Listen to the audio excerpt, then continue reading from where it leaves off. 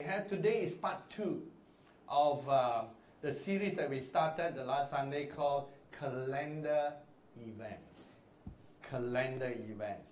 And calendars, watches, time is very important to us. In our modern society, things are measured by the nanoseconds. And so when you buy computer chips and all that, they go even faster, little seconds. Sports today is measured by the milliseconds.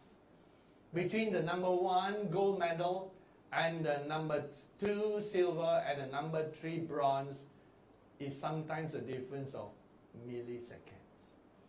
So our society has evolved much further in progression than ancient days because they got no measurement. How can they measure milliseconds? They could only measure at probably a second in terms of things. But their clocks were actually by the hour. Remember, the whole day was divided into 12 hours. So they call it the first hour, second hour, third hour. So between them were approximations of minutes. And so society has moved. Calendars are more accurate today. When humans invented the calendar,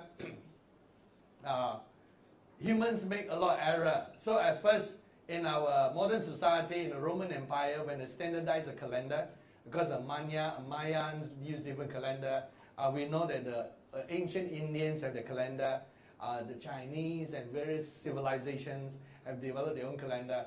Well, when we became standardized, at first it was the Julian calendar. And then, because they missed the count, even 5 days over hundreds of years is a lot. Quarter day over hundreds of years is a lot. And so their winter seems to shift, but the calendar remains the same. Until in the end they have to readjust the whole thing and they cut off certain days and readjust so that they have the winter and the summer equinox at the right time. So that summer is summer and winter is winter. Like for example, if you count the year by 360 days a year, you're gone by 5¼ days. And so even today, we measure it so tightly that after a certain number of years, we add what I call a leap second. Because we are measuring things so accurately today by atomic clocks. And so in the end, the Julian calendar didn't work, and they moved to the Gregorian calendar. And they made all the adjustments, and today we still inherit the Gregorian calendar. And there have been a few attempts to change this Gregorian calendar. And during the French Revolution, they tried to change all the things to the decimal unit and have everything by 10. And even the week was 10 days. It did not work after some time. And then everything reverted back to this 7-day week, and some months are 30, some months are 31, and February 28 or 29 days. So we are back to these things, although different cultures still measure things by their own lunar calendar, but it always synchronized back to the Gregorian calendar for scientific and common usage. What about things in the spiritual? Things in the spiritual, the calendar is measured like the turning of a page of a month or an event or season is measured. Partly God allows some measurements by the stars and the sun. Look at the book of Genesis first.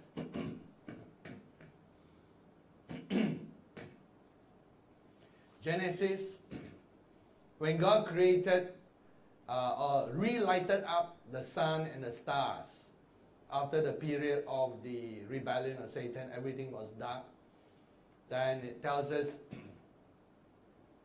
that in verse 16, God, in verse 14, let there be lights in the firmament of the heavens, in Genesis 1 verse 14, to divide the day from the night, and let them be for signs and seasons, and for days and years. Let them be for lights in the firmament of the heavens, to give light on the earth. And it was so. So God made the 2 lights, the greater light and the lesser light, the sun, the moon, and the stars. Notice it says, for signs and seasons. We have used Some cultures use the moon, some cultures use the sun, some cultures use a mixture of both to try to measure it as accurately as possible.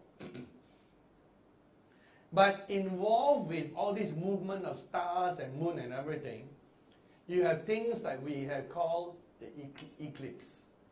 The eclipse of the moon recently occurred in coast to coast in the US, and they signify a change of season. In 7 years' time, there will be another coast to coast eclipse in 2024. And it cuts almost like a cross in the US. And so these are also signs, calendar events that God has placed, but they are not measured based on our yearly calendar. You need signs to calculate when some of these things occur. There are some indications of things that are happening on the earth that God has placed in the stars. I mean, for God to make an eclipse from coast to coast in the United States in 2017, that has to be planned way back when all the movement of the sun and stars was so created by God, plus including the fall of Satan that adjusted things a little bit. And then the next one, okay, in 2024 is significant because that's when after the Civil War has begun. Interesting times that God has given. But these are only natural events, the sun, the stars, eclipse, various phenomena, planets lining together, planets showing on each time, so that even today, we don't believe in it, but people using astrology to measure different things and birth and all that. But things have changed. And so people try to tell characteristics of people and all those things. These are not true. Astronomy is correct, but astrology is not correct. And don't worry what kind of stars you were born under. You're born under the star of Jesus. So it doesn't matter what you're classified in. And all these natural things do not measure spiritual timing. They are measuring timings or occurrences on the earth. Spiritual timing are measured by human lives. We said last week that the birth and the life and the death of a person is a calendar event.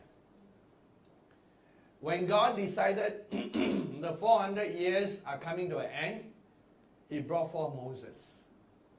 When Moses died at 120 years old, it was time for Joshua to bring them to the promised land.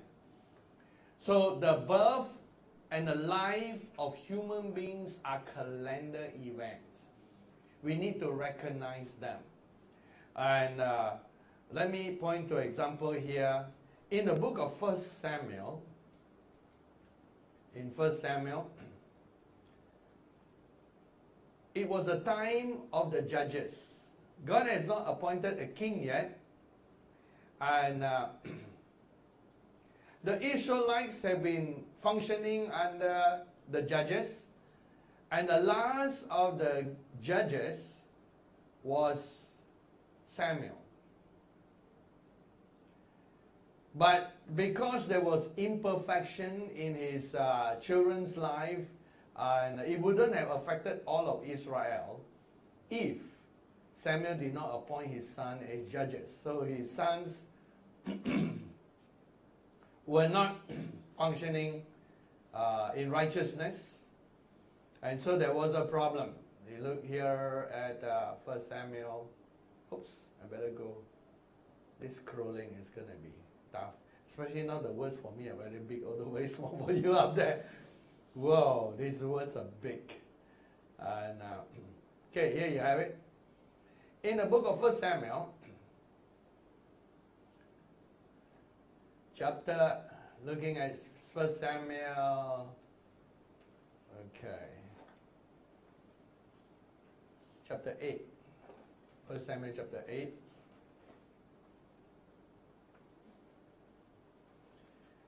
There was a problem in verse 1. Samuel was old, And he made his sons judges over Israel. Now his sons did not walk in the way of the Lord. They took bribes. So you got to... Samuel was almost in a sense faultless. Samuel was like a Daniel. You couldn't find any fault with him. But his children took bribes. And so they stayed imperfection there. And I can understand why. Say, sometimes you don't see a weakness that is passed on down generations. You're always blind to your own weaknesses. Somebody else has to see it. And we are always blind to our own family's weaknesses.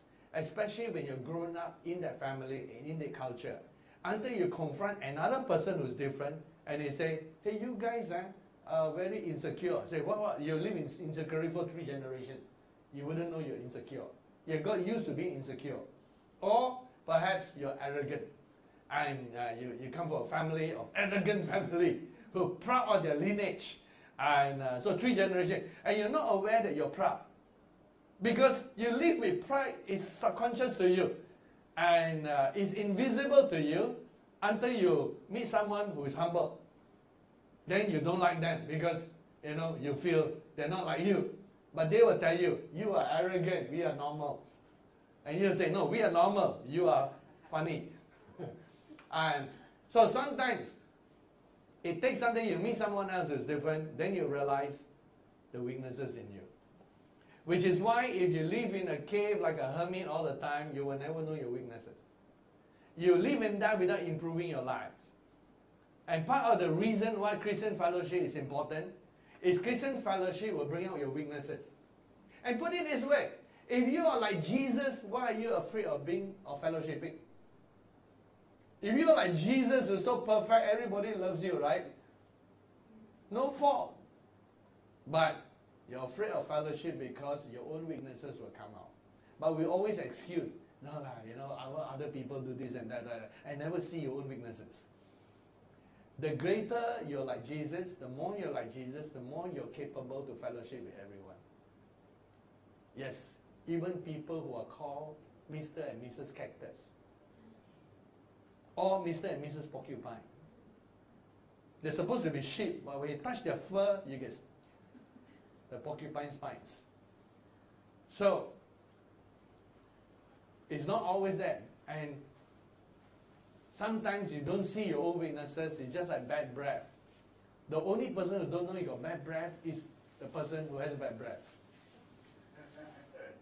Because you're so used to your own breath. Until you're with somebody and they say, you got bad breath. What? So the same way. And praise God, today they invent mirrors, you can see yourself. Long ago, you need to polish the mirrors. But Samuel grew up without good parentage. Do you know that Samuel never knew what a family life that was normal was like? That was his blind spot. But it was all right because he was serving God as a prophet. Samuel's own natural biological father was having 2 wives. Remember? And Hannah, who is his biological mother, was the second wife. And it took a lot of prayer before Samuel was born because she was barren. And it was an unhappy family. Remember, they were all fighting. There was Elkanah, Peninnah, and Hannah. All their names rhyme except they don't rhyme.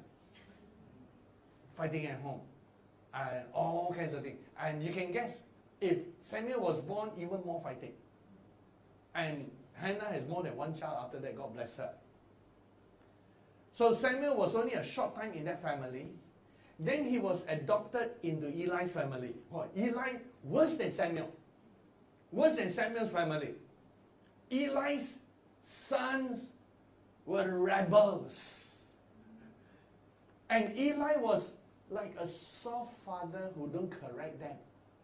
Do you know that God judged him for not correcting his children?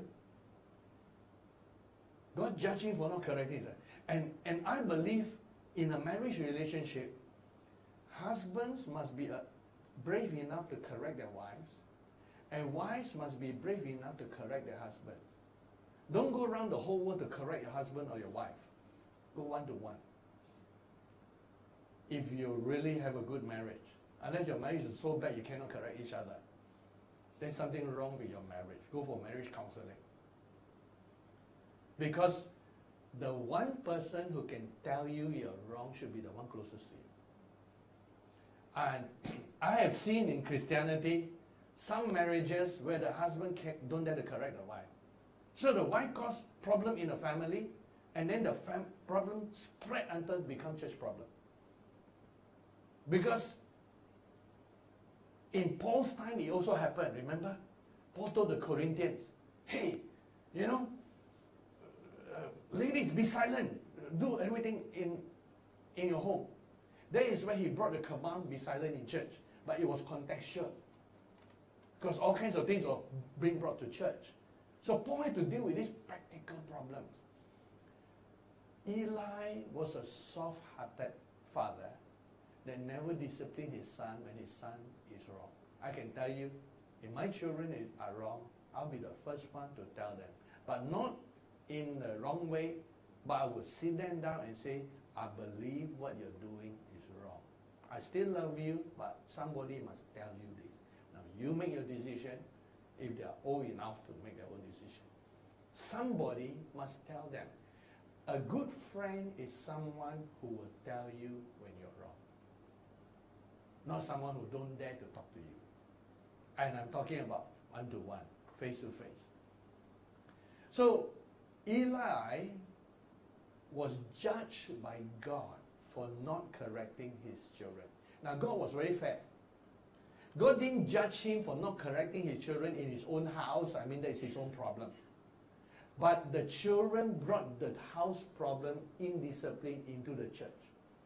So that in the temple, or where they were serving, at that time no temple yet, but in the tabernacle where they were serving, while the priest was offering the food, and his sons got special cuts and all that, as you know, for the priest to eat, while the food was halfway burning, they quickly take it and eat. Sacrifice not finished. Their indiscipline became worship in discipline in the sight of God. God never mentioned one word about the indiscipline in their own home. Because God expected that was their own business. But when they brought it into the house, so that when the people offering halfway and people are worshipping, and then the priest grabbed the offering. Huh? Where's the offering? The priest eating. Horrible things were happening. And Eli never disciplined them. Never corrected them. So God judged him. Now, in that atmosphere, that was already happening. God was already not happy. Into that atmosphere came sweet, cute, little Samuel. So innocent. Wearing a little ephod made by his mother. So cute. Look like baby priest when he walked around. So Samuel was seeing all these things all throughout his life when he was growing. He never had a good family. He never had that. So I guess when Samuel became a prophet and he got married, he probably didn't spend enough time with his children too. Because the only father that he knew was Eli, who never disciplined his children. So in chapter 8 verse 1, I know why the sons are like that. Not enough discipline and training. Now, in every home there is a balance. You cannot over-discipline. Then your children will become very oppressed. And you cannot have too much freedom where, they can do every wrong thing. Also wrong. There is a balance in every home. And because each child and each family is unique, everyone must find where their balance is. Because some children, you just rebuke them, they cry. Some children, you rebuke them, and that one need the cane. And of course, in some countries, the cane is also illegal now. So we are living in a different society. You got to find a bit more disciplined things. But you got to find some way to discipline so that they know wrong is wrong. Doing wrong has its punishment. You have to understand that doing wrong has its punishment. Every one of you here has been disciplined before, right? Anybody didn't have much discipline? You know, you can catch up afterwards. And my father was an over-disciplinarian. His background, he works in the police headquarters, in the clerical section. He worked until he became the chief clerk, and he is quite very fast, known for his bad temper. And when he loses his temper, every one of us hides. You know, we run for a place to hide. And I remember those days, the houses, the railway houses, is up and you have stilts. And I would run under the house.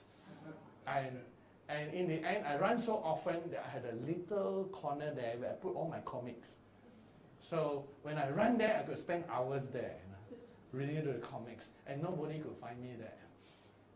So, but once in a while, when he managed to catch us and we get the whack from him, and we cry and we bawl, I could see that he felt that he overdid it. So the next thing he would do after that, after all the half an hour, 1 hour crying, is take us out for ice cream.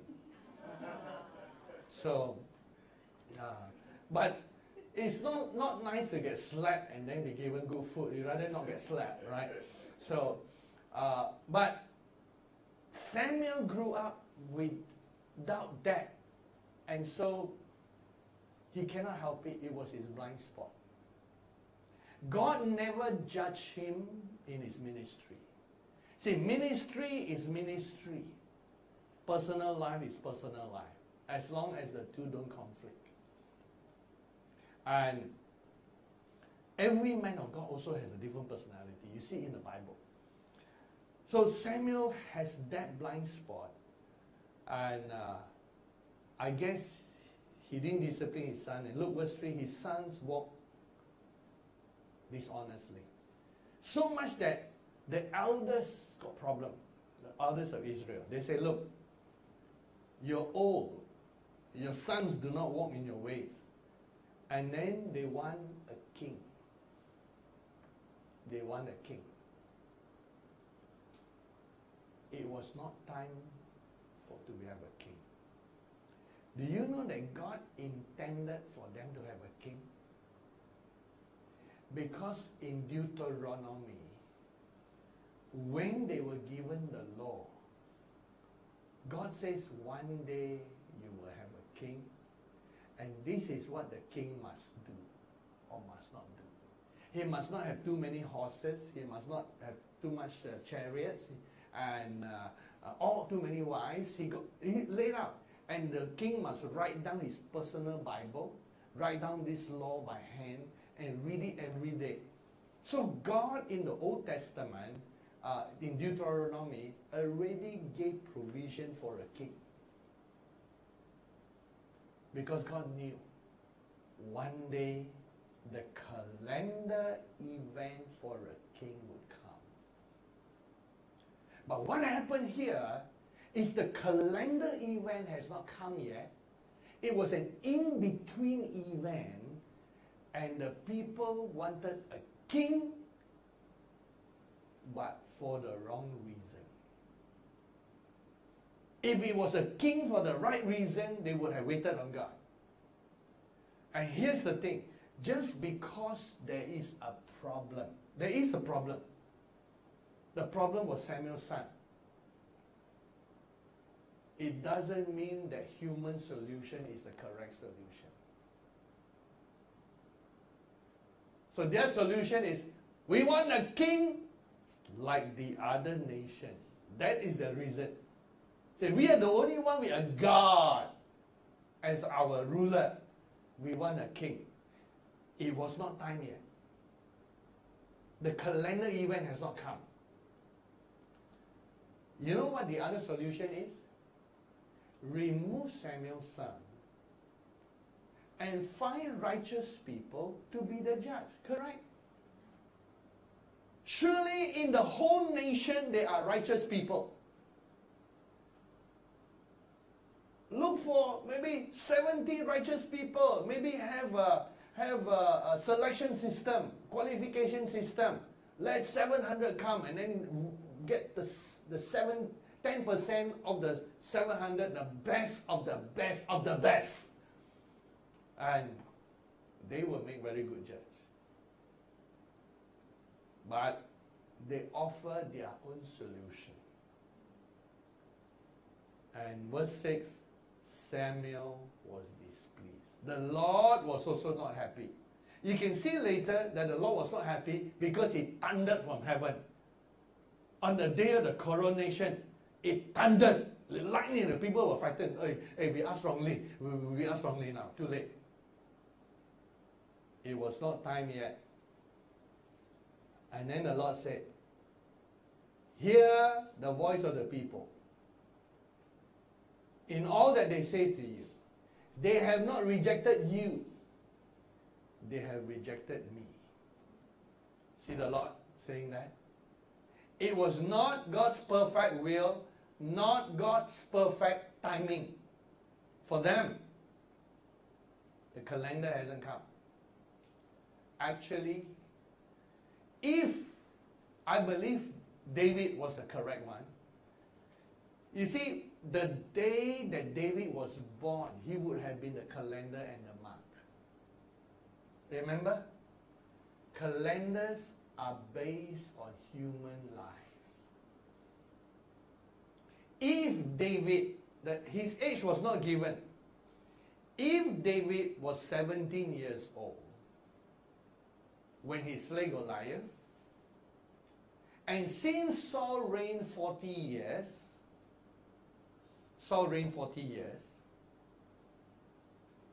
the approximate time, according to scholars,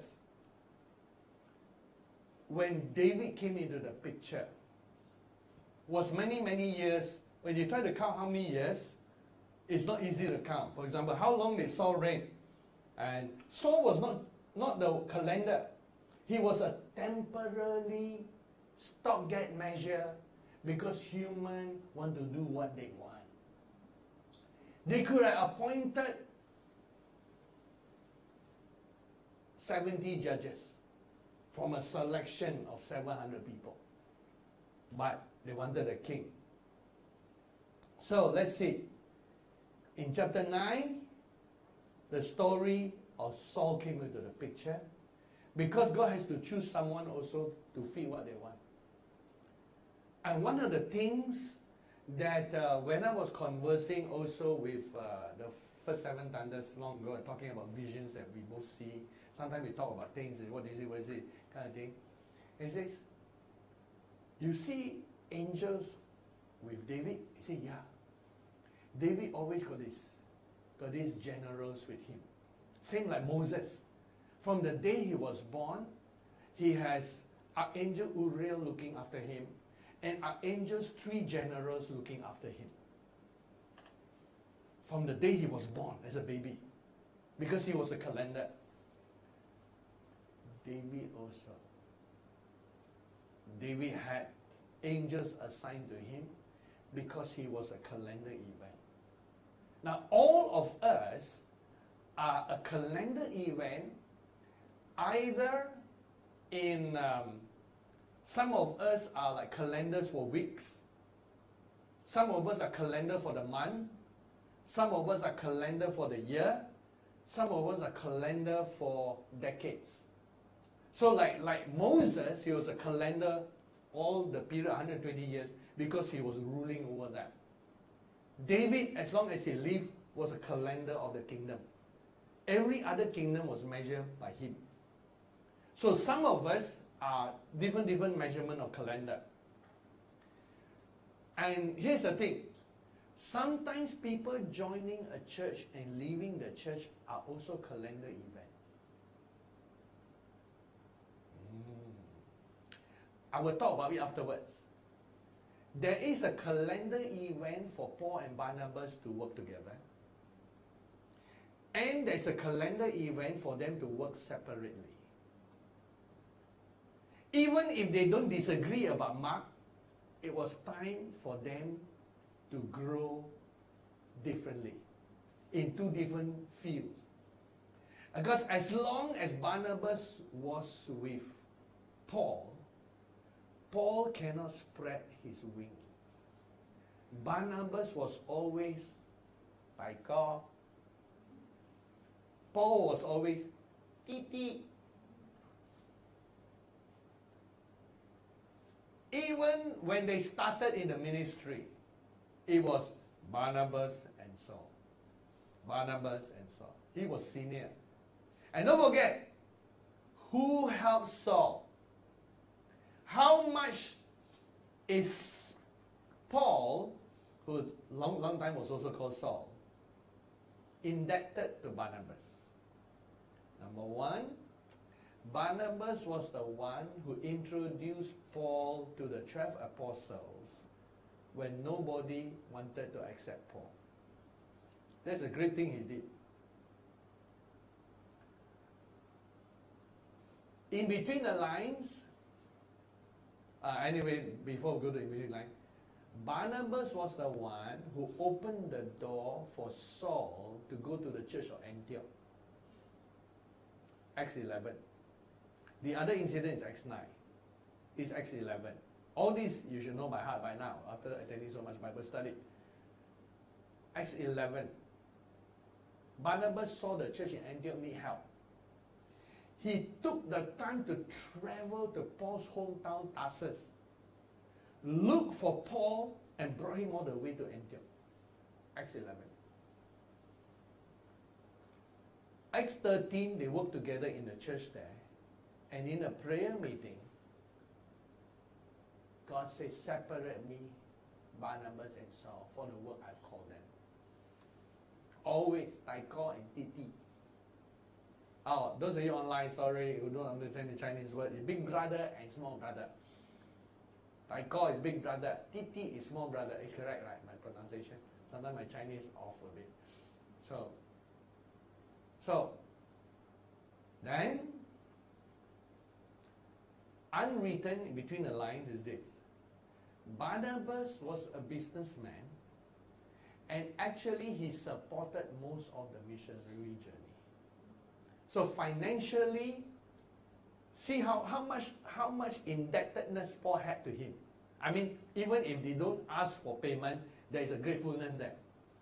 And so, number 4, you know, when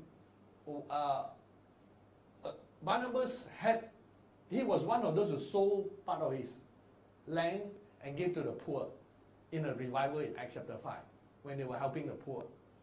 And he was a man of reasonable means. In most of the missionary journey, he was the one who did all the payment. In our modern society, these things are important to us because we consider in the end who actually pays the bill.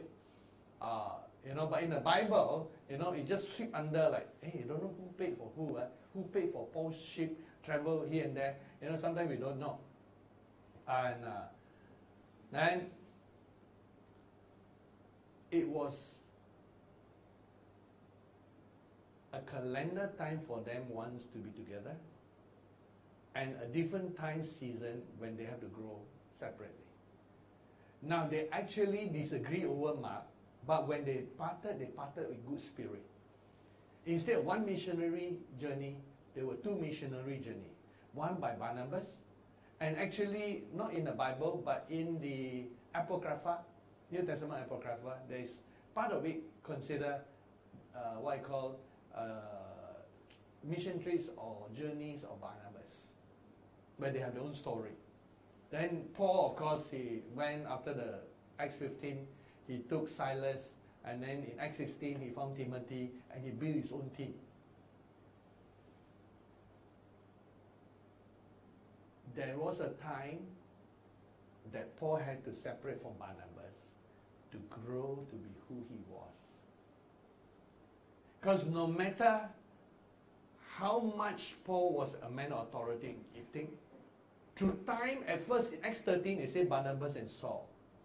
By Acts 14 and 15, after their first missionary journey, it became Saul or Paul. Because Paul was the gifted one and the one with the anointing to lead the New Testament way. Paul was the one with all the revelation and all the scholarly background. He was brought up under Gamaliel.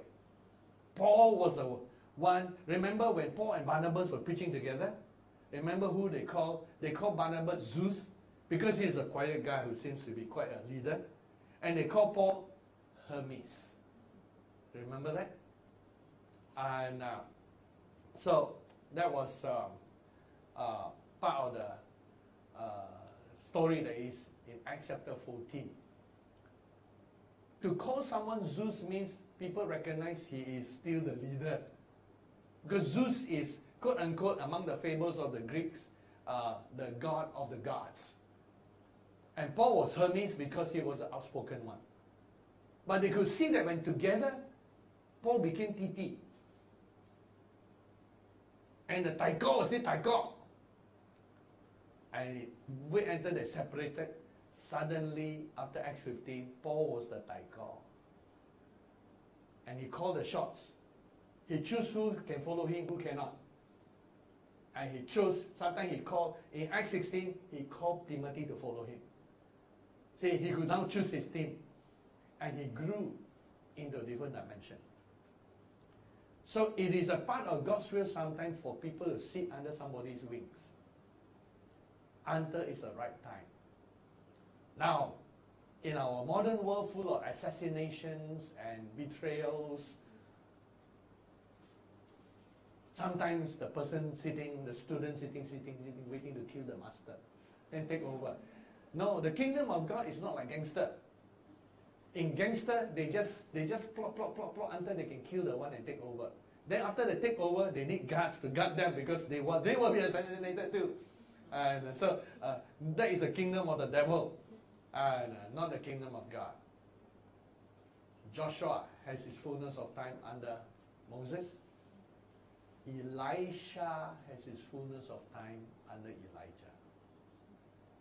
The 12 apostles had the fullness of time under Jesus. Timothy has his fullness of time under Paul. Paul has his fullness of time under Barnabas.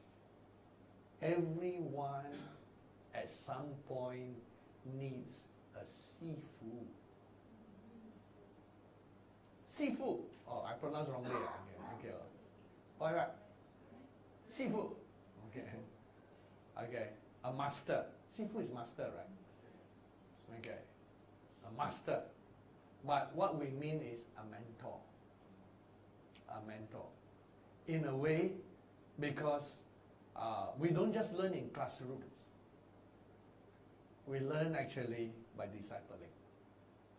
But discipleship is hard because discipleship involves allowing your personal lives to be molded to. And discipleship involves an amount of grace where you can see flaws and yet seafood is still seafood. You don't topple the seafood. Became the Thai seafood, if there's one. There is no such thing. So we look at calendar events. It was not time for Saul. So here it was not time for there was no time for king. Saul was a temporary stopgap measure. So when I was talking to the first 7 thunders, David has a lot of angels following him. Saul had none. Amazing, isn't it? None. He said, what about guardian angel? There was something in his life that probably prevented his guardian angel from working. Even from the beginning. But for some reason, he was all that God could find to stopgap measure. And how long did he rule? Well, chapter 14 tells us, wait, my thing hasn't moved yet. Okay, we see chapter 9 is when he was anointed. And as you know, he got inferiority complex. Of all the person, this guy, outwardly very tall and handsome, taller than head and shoulders above everybody. Inside, he is an inferiority complex guy. And chapter 10, he was anointed.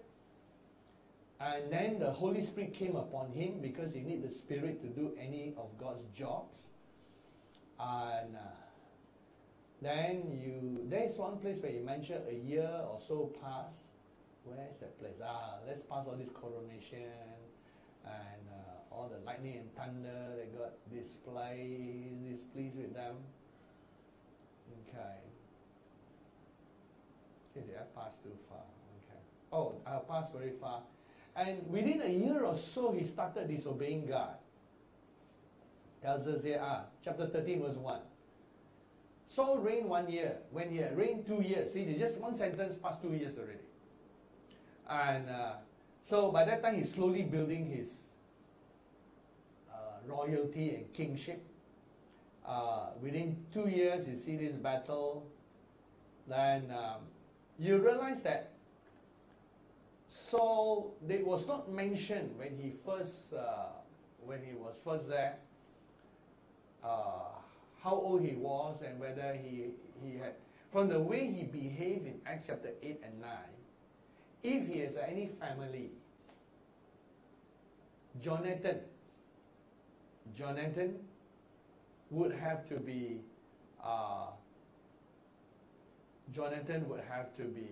maybe a kid or very young.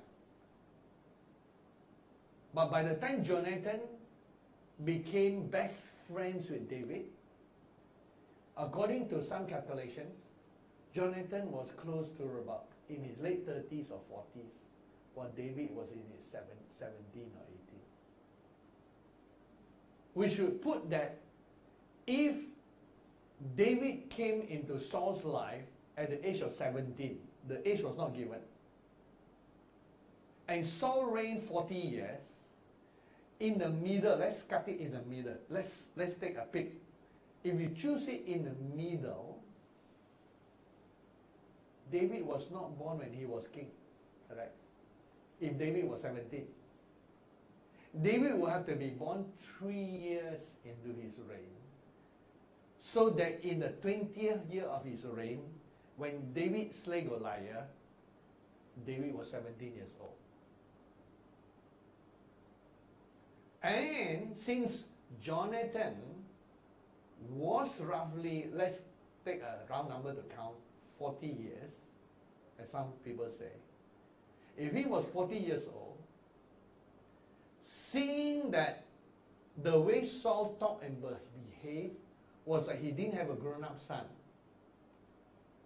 then you realize if Saul was anointed and became king 20 years before, then Jonathan would have been 20 years old if he was 40 in the middle. But if he was 10 years old, then it would mean that Saul met David in the 30th year of his reign and not the 20th, since he reigned 40 years. So it's more likely that Saul reigned between 20 to 30 years. Because if he started his life with Jonathan, 20-year-old kid, didn't seem to be the picture. If he had any kids, it looks more smaller, maybe 10 years old, maybe less than 10. We should put David meeting Saul, if David was 17, closer to 30 years in Saul's reign, or 30 over, if Jonathan was that old, unless he was in his late 30s. But many scholars, you can check, put him almost twice the age of David. 2 times the age of David, plus more. So, doing a mathematical count, it gives us what I call a better guesstimate. I won't even call it estimate. Estimate is a better calculation. But a guesstimate to show the calendar events. That definitely at the time when Saul started ruling, David was not born yet. Remember what I said? A calendar is based on the birth of the person who is to be the calendar. David was not born yet. The calendar for the king hasn't come. It was still the time of the judges. And they had to wait until, perhaps, if they have waited, if the people have been patient for another 10 or 20 years.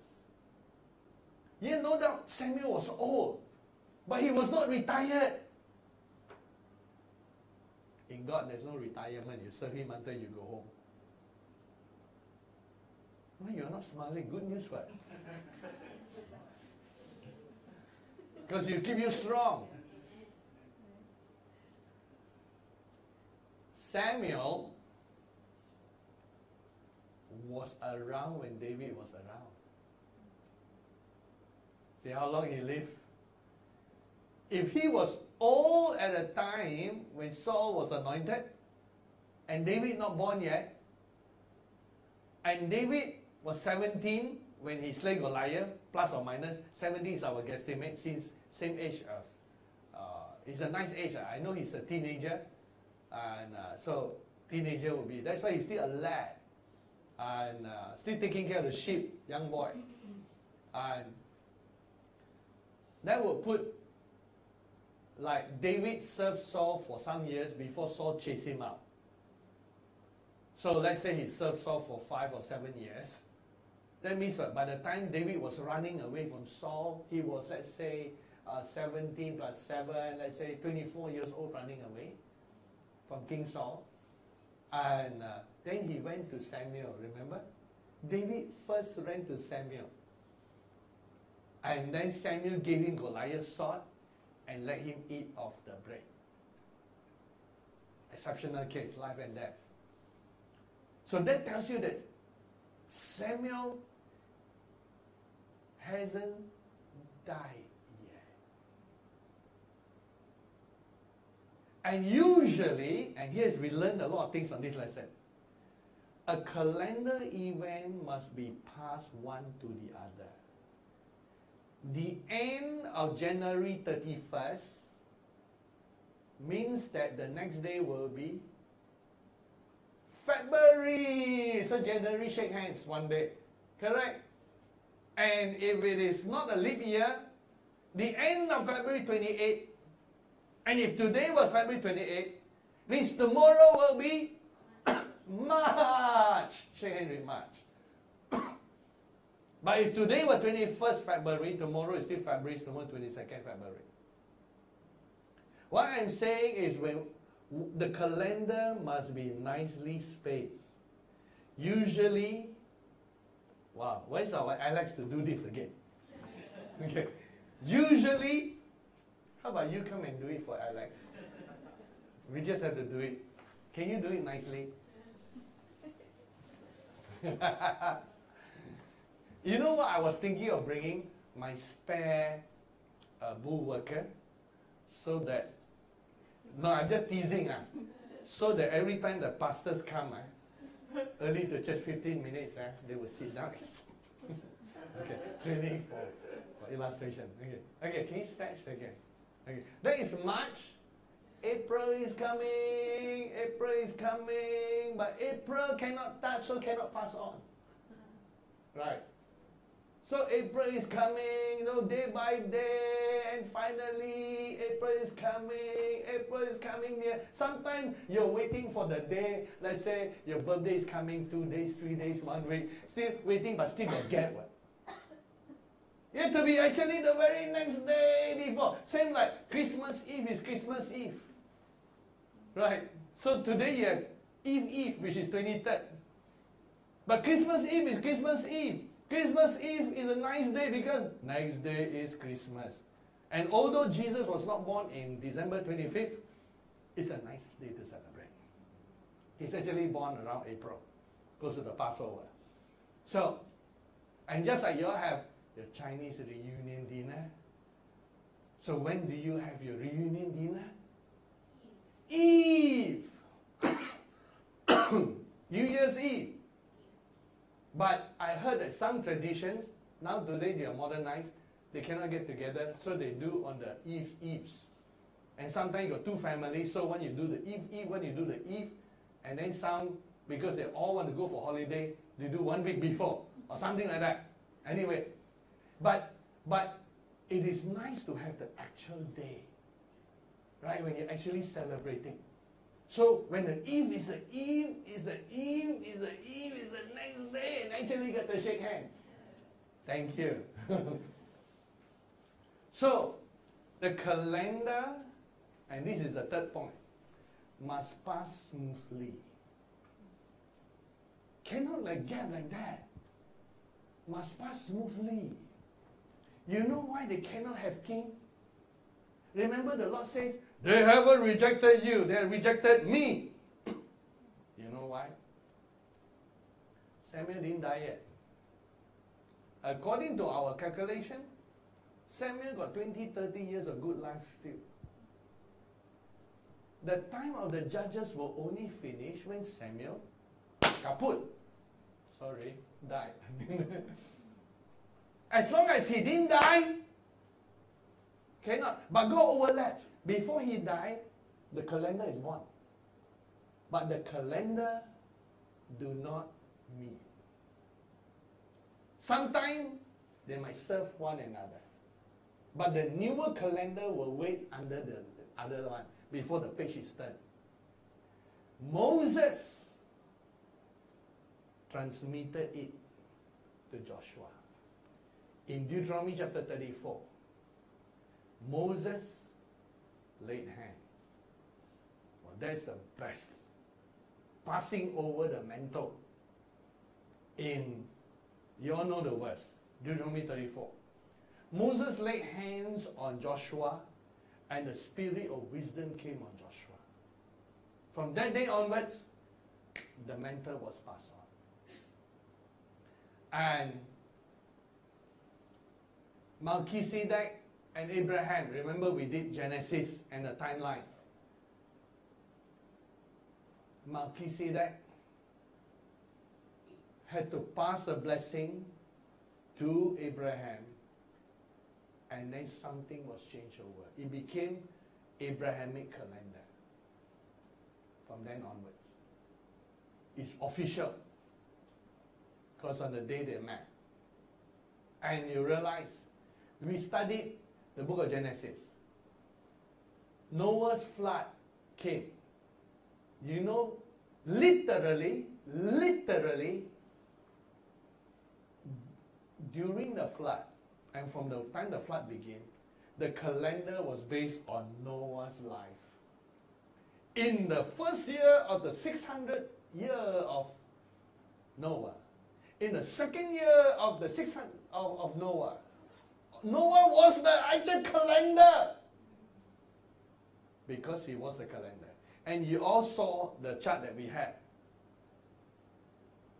The calendar for Noah to take over was only after the last few righteous people died. Remember the calendar?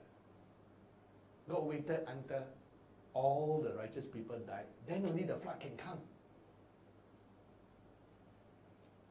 It is all exact. But Noah was already functioning, but there's a handover, very clean.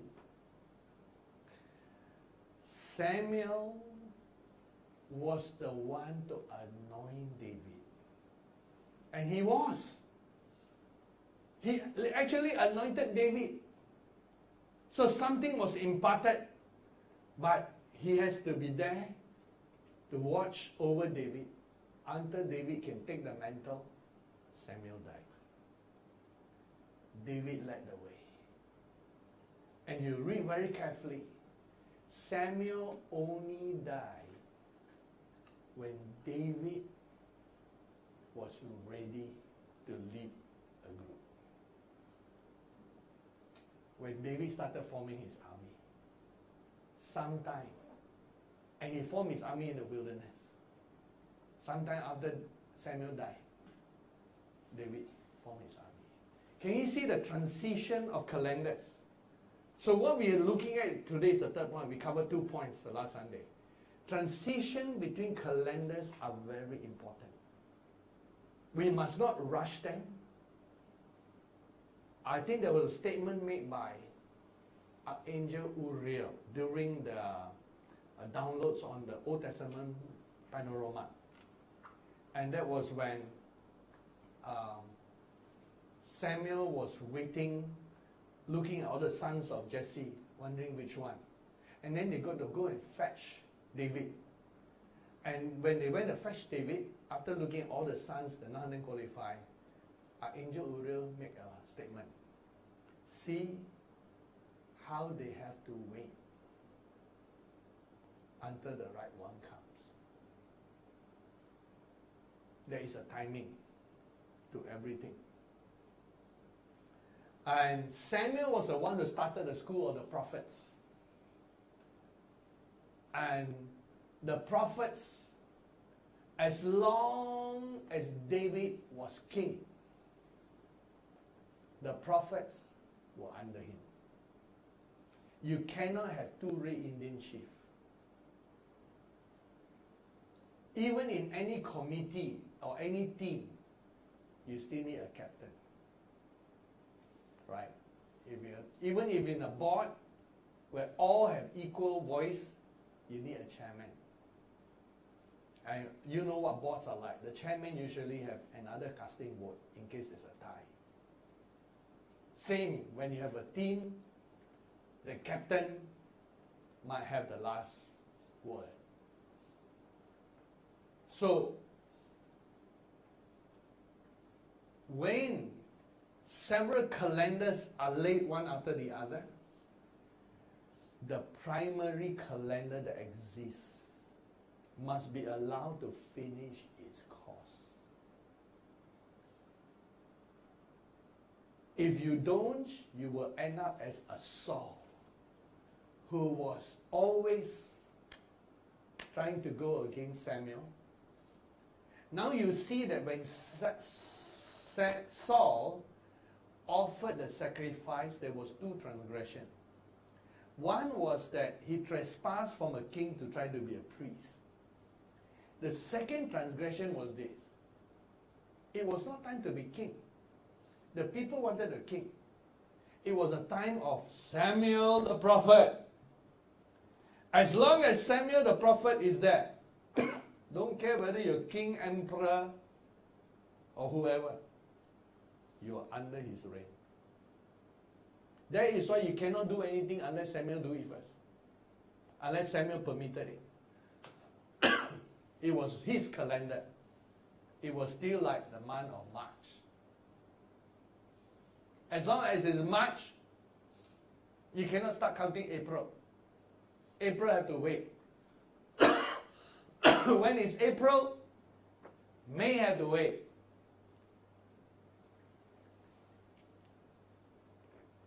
Two calendars cannot exist as the calendar at the same time. Correct? You cannot suddenly say, I like to call today March the 1st and also February 21st. What? The whole world will be confused. Or you want to extend 3 days as 1 day. So let's say today is September 14th. So let's change everything. You know, you're the king, the emperor. You know, tomorrow also September 14th because I love 3 day, 1 day. They could do anything you want. Hey, by the way, when the Antichrist comes, the Bible says he will change the times and seasons. That's one of the things he will attempt to do. He will try to change everything. He will succeed in the natural, but not succeed in the spiritual. It says he will change times and seasons.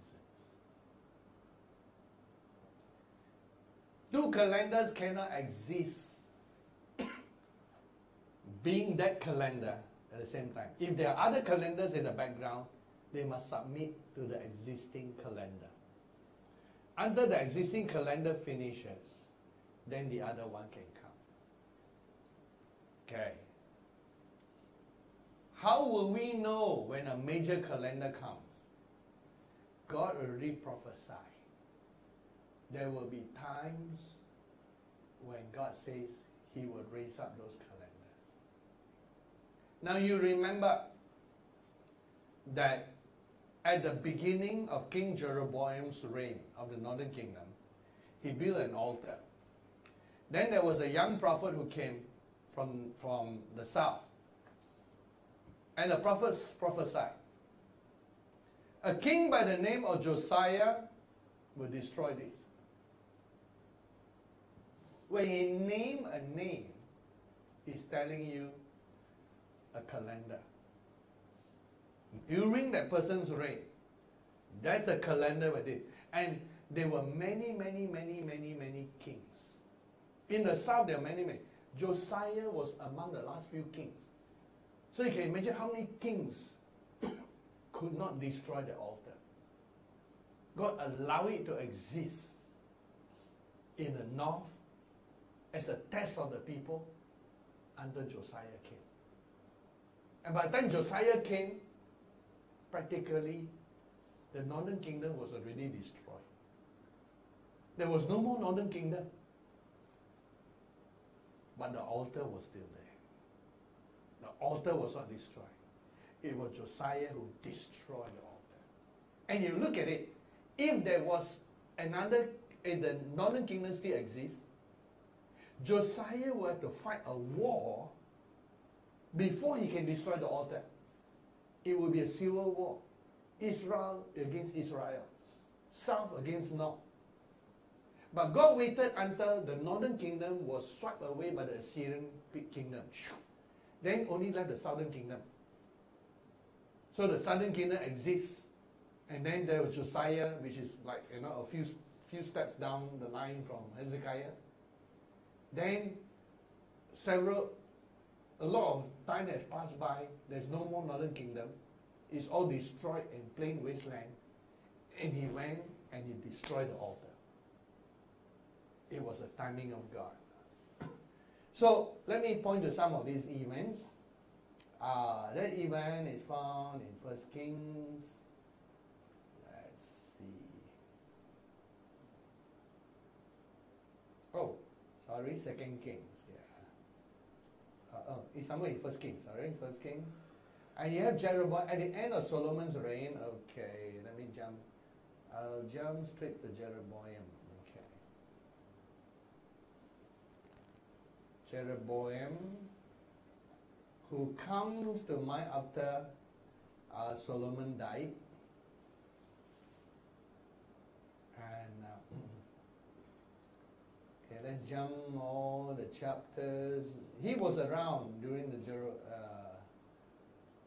calendar events can change. I like to point to, his golden calves. Okay, let's do this verse. Chapter 11. Okay. Then Solomon has servant, 1 Kings 11, called Jeroboam. And he was a mighty man of valor. He was a leader by nature. So Solomon saw that he was a very industrious man, made him an officer. But something happened. God adjusted the calendar. Remember, there was an adjustment. And God cut the kingdom of Solomon into two because of disobedience. So God started a side thing because of disobedience. And the side thing was the northern kingdom. There was a prophet called Ahijah. And Ahijah took a new garment. And then he tore into 12 pieces that represent the 12 tribes. And he told Jeroboam, take 10 pieces. Behold, I will tear the kingdom out of the hand of Solomon and will give 10 tribes to you. Now, Solomon was still the calendar. Solomon reigned 40 years. But what happened is that the calendar that is after Solomon is now changing. Because God started preparing another mini thing. So that Solomon's son, we do not know, actually we do not know what would have happened if Solomon had been like David and served God all his days. Maybe you might see a third great king. You never got to see that.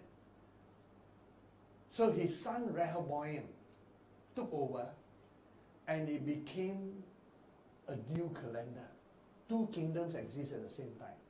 10 tribes versus one tribe, because the Benjamites were mixed between the two. And it says, because they have forsaken me and worshipped Ashtaroth, the goddess of Sidonians, Chemosh, Moab, Milcom, and all these false gods. And so God was unhappy. And look at that. Solomon tried to kill Jeroboam, but you cannot kill someone who's going to be a new calendar. God won't allow that. Solomon somehow must have heard about the prophecy. And just like many stories of empires, they try to kill the next one. And Jeroboam escaped until the death of Solomon. Now here's the thing. If Jeroboam had tried to set up his kingdom while Solomon was alive, it would be too early. He will fail. Now here's an interesting story. Calendars are still happening. Calendars are still happening.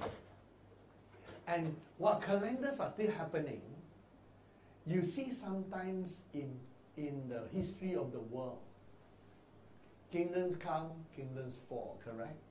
Sometimes a kingdom change into a democracy.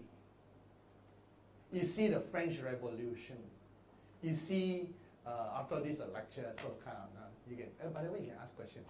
And so sometimes you have this French Revolution, and you know the last French king and all that, and then you know the Industrial Revolution in England, and in some of Asian cultures, countries all around, you got like Japan, it has its history, come and gone, and the history of the samurai, the last of the samurais, and all those things, how they united as a kingdom. China, the story of the three kingdoms, they fight, enter one kingdom, rule over all, correct, all these things. And sometimes people run here, run there, assassinate, kill here, kill there, want to kill 3 generations, 5 generations, kill everything. But here's the thing. Although we only have Bible history, Bible calendar, God is in control of the whole world. In all the nations of the world, they have their calendars that are not revealed. But wise men and sages in every country might have a glimpse of that calendar. Have anyone you study the history of the United States? How many colonies did they start with? 13. 13 is the number of rebellion. You think that's a coincidence? It is not. Even in the Bible, in the book of Revelation, the harlot that sits on top of everything, she also got this 7 heads kind of thing.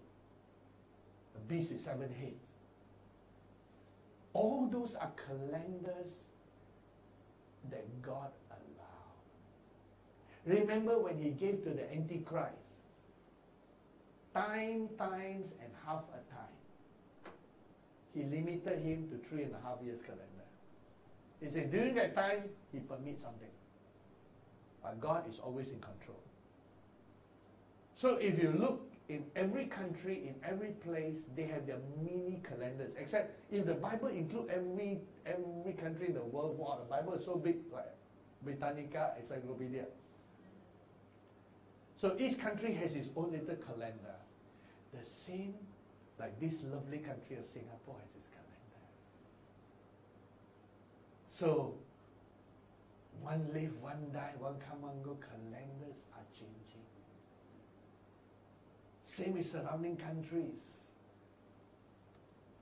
He that has an ear, let him hear what the Spirit is revealing of the calendars around you. And here's another thing. There are calendars in the political world, countries. There are calendars in the business world. God did not divide the business world only for one person to rule and reign.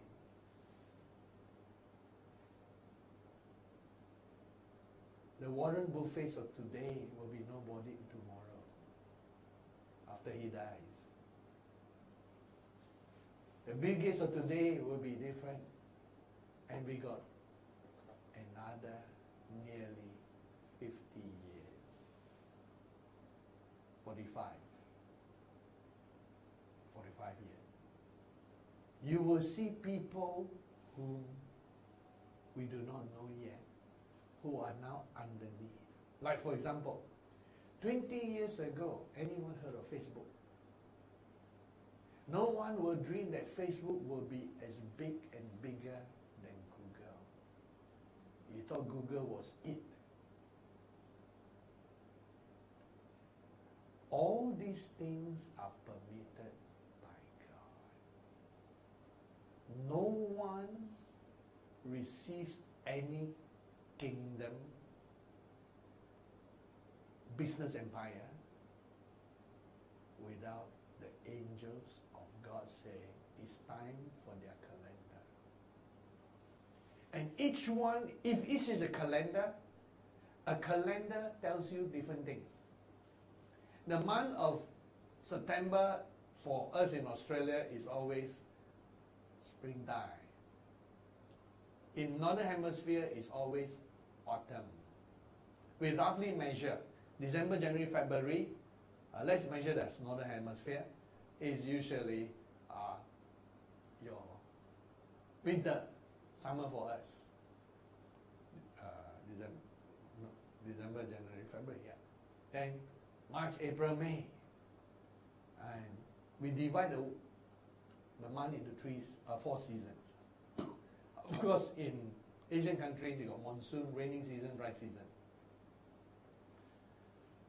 But each month is unique. Each calendar brings its own uniqueness.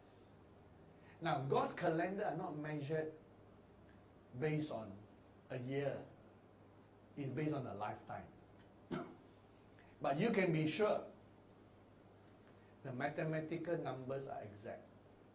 Okay, Matthew 1. There were 14 generations from Abraham all the way to David. David was what I call a major beginning of a new cycle. From David to the time of the captivity, which would be Jeremiah, he was the last one that was there. Because Jeremiah was the one who took the ark, okay, that's an important person, and hid it. And up to today, nobody can find it. Until after the rapture. And Daniel was also another calendar. Well, Jeremiah was the one remaining behind. The last of the exile. Daniel was, it will be like, can he come up? He will be Jeremiah ending. The end of the 14. Daniel, the beginning of the 14.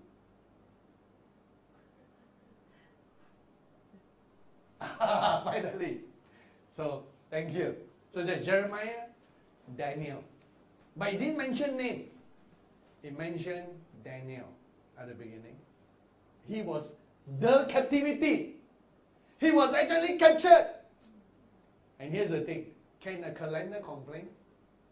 No, I don't want to go. Let me go. Die then. Somebody replace you. The calendar for the captivity must be captive. Was Jeremiah ever captured? Never. He was allowed to roam free even when the Babylonian kingdom was functioning till his last death. Until Christ, of course Christ is different. It was 14 generations. Here's the thing. Jeremiah said in Jeremiah chapter 1, while he was in the womb, God knew him. All calendars are like that. Major calendars. Daniel, we saw in a vision, the moment he was born, Gabriel was already there. He come up from the birth canal, chop, forehead chop already. Calendar.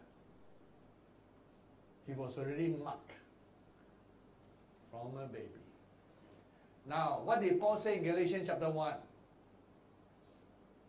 I was separated for the gospel from my mother's womb.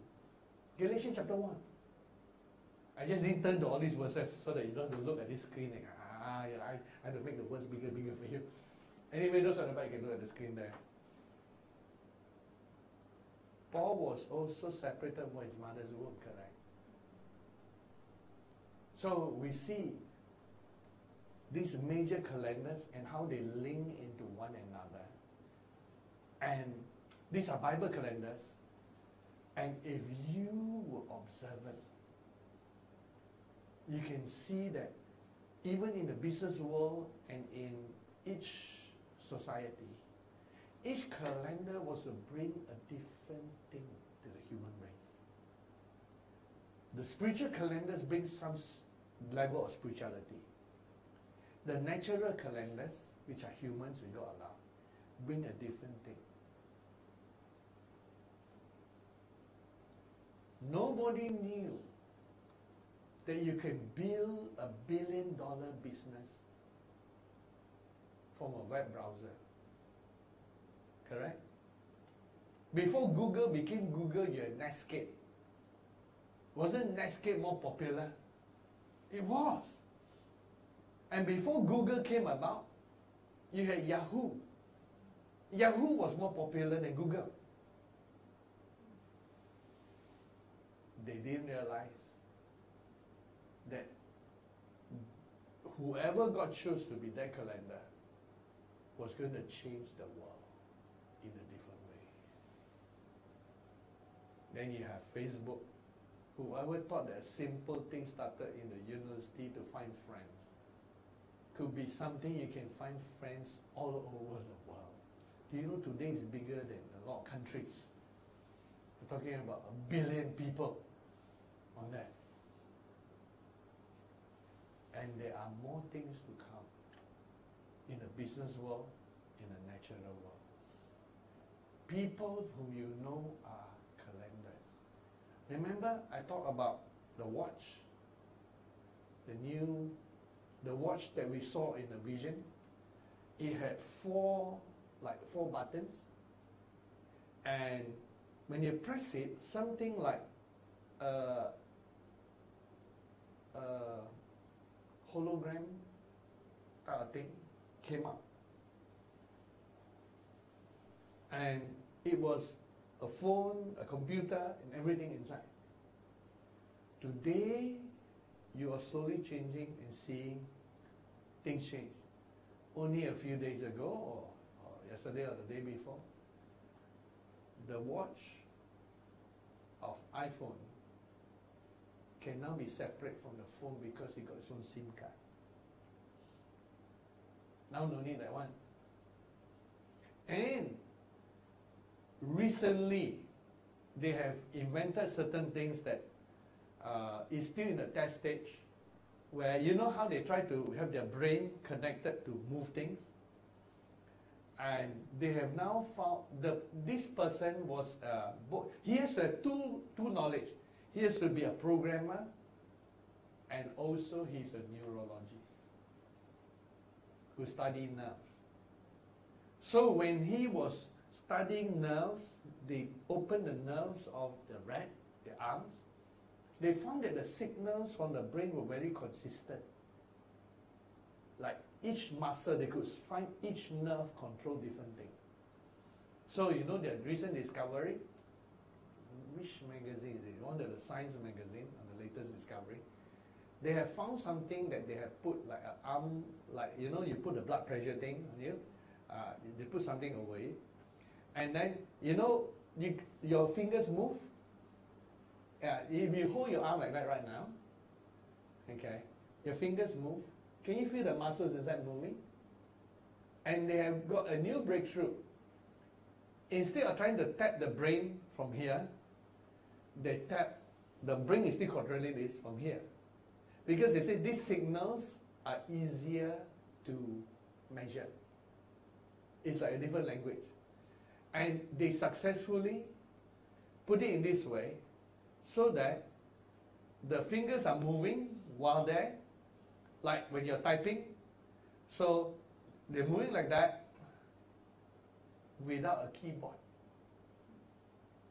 And by the movement that they could sense, they're typing.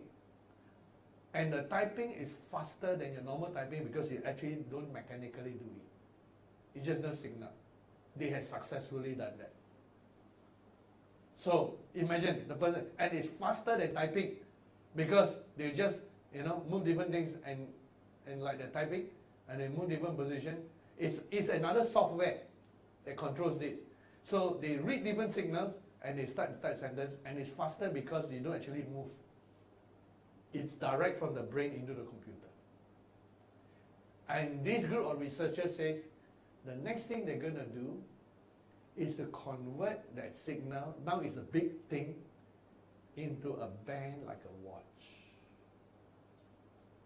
Now, notice that when they have the watch, a lot of it, part of it is battery and all that hidden.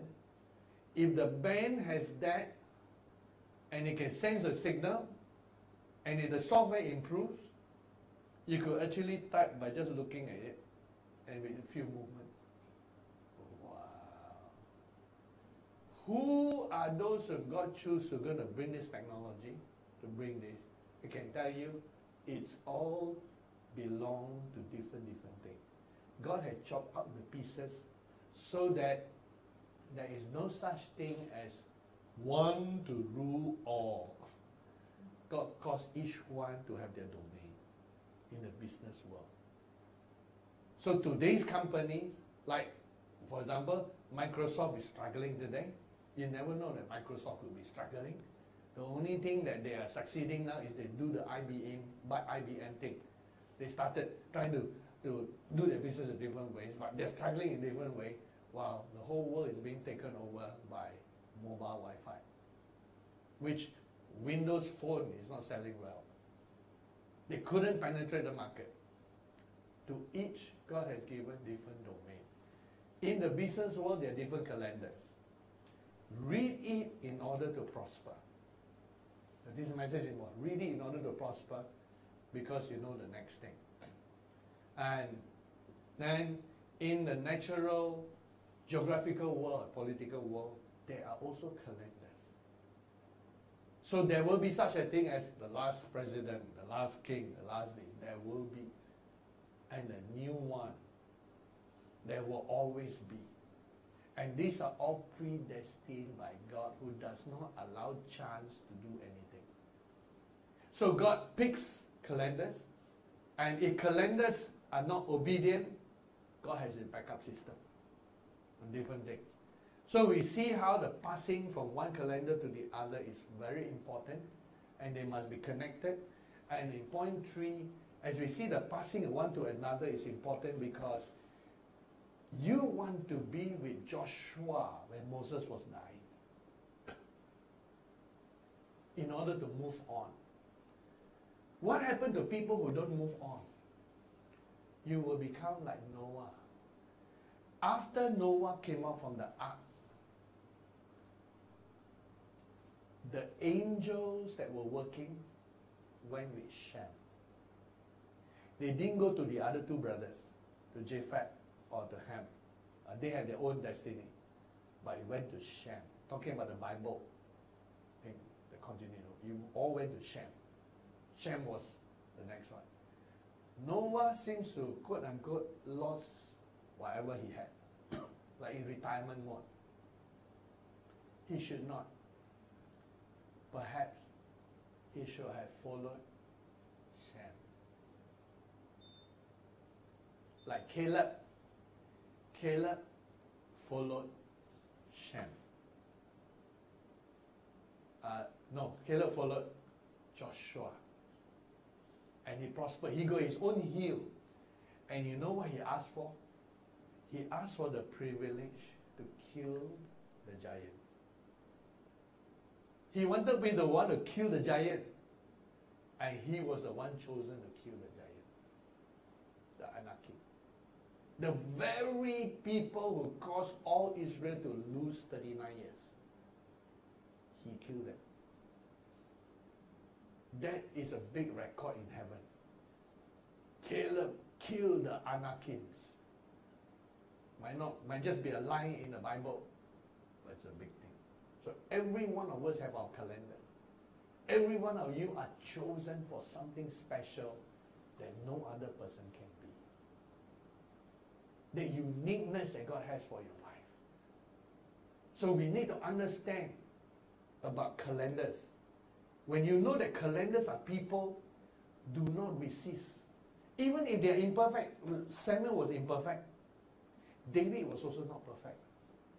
But as long as David was alive, he might have committed adultery, he might have done all this, as long as he was alive, until God says he's no more, or God shortens the calendar, or God does different things, he is still the calendar.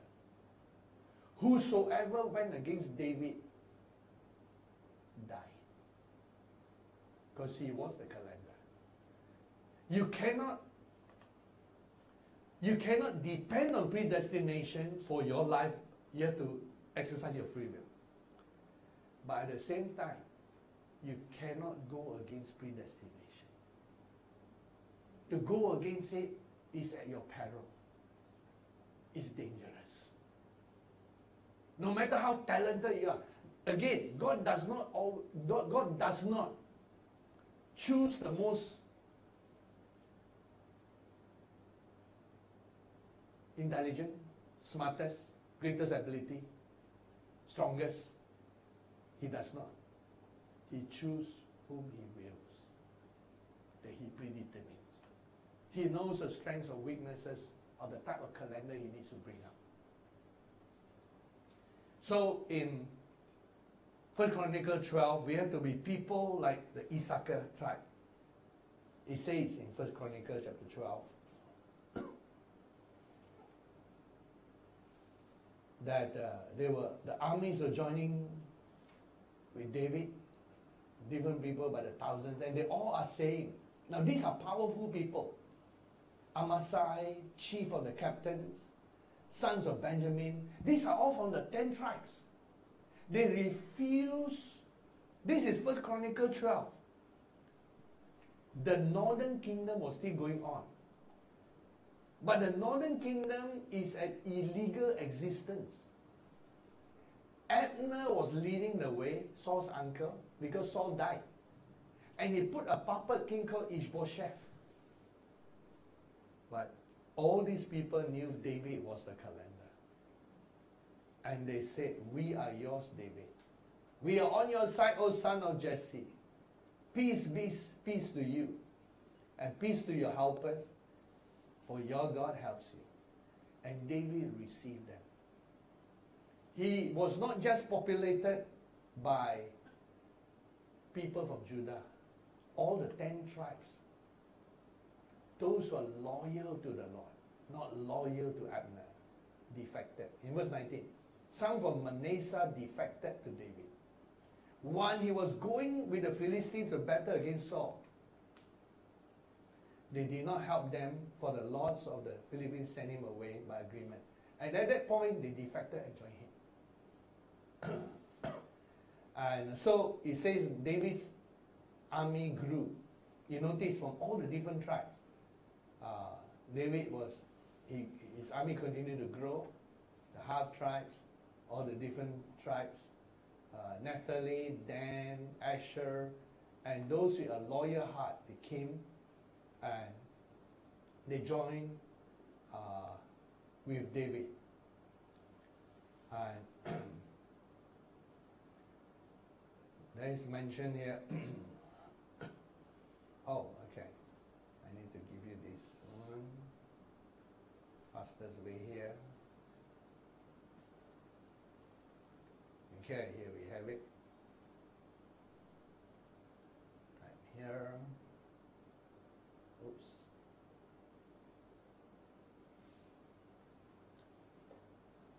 chapter 12, verse 32. This is a verse I want to highlight. Of the sons of Issachar who had understanding of the times. They knew the calendar. To know what Israel ought to do. They came and joined David. Now these are the 12 tribes that normally would be not with David, because David is a Hebron. But they knew the times and the calendar. The same here, as we say, the joining of the people in Acts, again, point to Saul, chapter 13. Saul, who was called Paul. Notice in verse 2, it says, now separate to me Barnabas and Saul. A new calendar was born that day. The partnership of Barnabas and Saul at the beginning. Now, it was the perfect will of God that Barnabas was bringing up Saul. Without Barnabas, Saul cannot be where he needs to be. And one of the most grateful things that I have in my ministry growing up, I'm grateful for the people that God put me under during those times. And when before we started Cathedral of Tabernacle of Glory in Malaysia, we had the Word Center. And the Word Center was one of the best times. That is when most people don't know us yet. We were like a small group and nobody knew about us. When we had Tabernacle of Glory, people started knowing us. And then when we brought Benny Hinn to Asia the first time, almost the whole of Asia came to know us. So everything has its timing. There will be a time when the whole world knows this message of the end time. Don't rush it. Everything has its calendar. The people we meet, the doors that open, the doors that remain closed. Like this place. That's why I teach on this series. When the time comes for a place of our own, nothing can stop it. When the time is not yet, nothing can bring it. Everything has its time. We must flow with God. Pastor, the calendar event, is it by all the people or just spiritual people? Spiritual people for the revival and spiritual things. Natural event for natural things. Remember, the Bible prophesied that knowledge will increase, correct? So to increase knowledge and technology, God has to appoint calendar events for people. So that Albert Einstein had to be born at the right time. And he must discover the mathematical equation. Without E equals to mc squared, nobody can believe that you could convert uranium into a bomb. You see, the maths must come first. Do you know that we have just crossed another threshold? In maths, there are about 12 or 14 axioms that cannot be solved. Recently, I think today, it's been published, today it's been in the news, but it's been discovered for a couple of weeks. They have just solved a mathematical puzzle that is there for 100 odd years and nobody could solve. And it is a very important one. It will lead to new knowledge. Every mathematical solution brings a knowledge. And this was the mathematical equation. To make it simple for you. I know some of you like maths, some of you will fall asleep when you hear maths.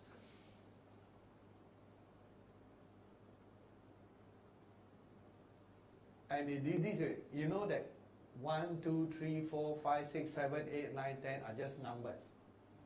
So if you add all of them, as many as you can count, it's called infinity, correct? So you can call the whole series, you can call it, you can call the whole series T, right? It's infinity, on and on and on. Or I can call it P or M, whatever. Now, I can also add the numbers, even numbers. 2, 4, 6, 8, and on, and it will also be an infinity, correct? So you got 2 infinities. Cantor, 100 years ago, says he thinks, based on his maths, that the second infinity is smaller than the first infinity. Logical? That's what it is. And then you could also add odd prime numbers infinity. 1 and 2 and 3 and 5 and 7 and on, whatever odd numbers, prime numbers. And you would think that will create a different infinity. So the question is asked, are there different sizes of infinity? And are there sizes in between? That has boggled mathematical mind until they for 100 years. If you look at it in the mathematical science news, they have been given the highest mathematical award. 2 persons have solved the problem. And the equation is like, say, P equals to T plus something. Let's say T is a smaller infinity. After all the calculations, they calculate, and it was 60 pages long. They proved that P equals T. And that is, all infinities are equal. Wow. And that is against our thinking and nature. It's like quantum. But that tells us something. Once you hit infinity, and this is my next thing. This is my next reasoning. If all infinities are equal, all infinities are the same. That is what they haven't gone far enough. But this is for the spiritual interpretation. There is only one infinity. Everything drops into that. That means all your 1 plus 2 plus 3 plus 4 plus 5 drops into one infinity. All your prime numbers drop into that one infinity. All your even numbers drop into infinity. All your odd numbers drop into infinity. And any other thing you can think of. It is not that all infinities are equal. I have reason to go further. There exists only one infinity. Because that infinity is the equation of our Creator. All drop into one because all came from one. There is only one infinity. Out of that, they're going to discover a few other things. You'll see in time to come. From a mathematical equation, over many years, they will be brave enough to do certain things because they know it's equal. Yes. P equals to T, that's the latest. But if you consider that the speed to the infinity is different. If you look at the series as a wave as a speed, there is a difference to which.